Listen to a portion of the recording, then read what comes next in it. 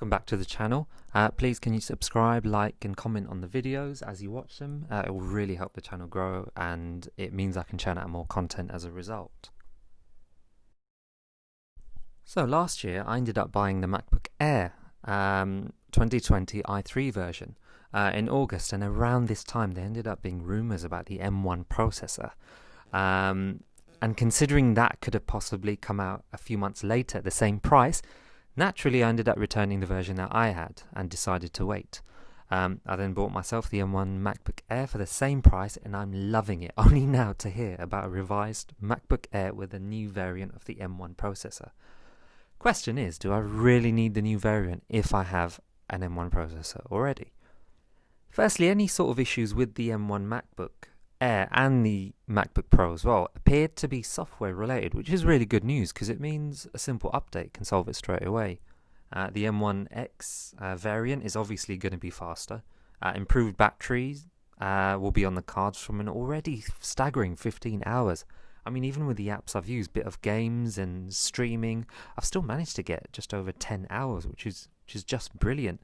I've heard of complaints with Google Chrome. I haven't actually downloaded it and used it yet, purely because I don't want my battery killed just yet.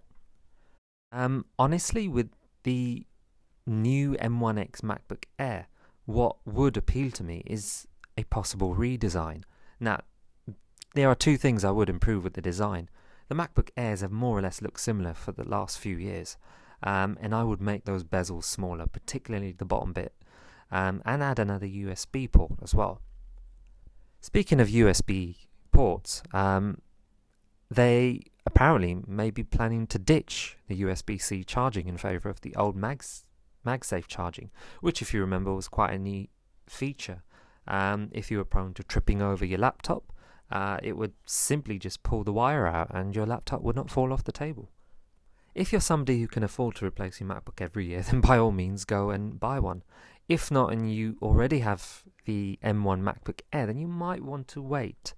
With the MacBook Air and Pro, they may seem identical, but because the MacBook Air is fanless, you want to try and do some heavy work on it.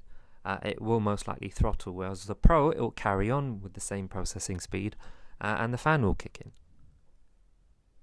As always, let me know what you think in the comments below. Like and subscribe. Make sure to click on the bell icon for notifications. I'll be doing my best to get more videos up there as soon as possible, and let us know what you think. Stay safe.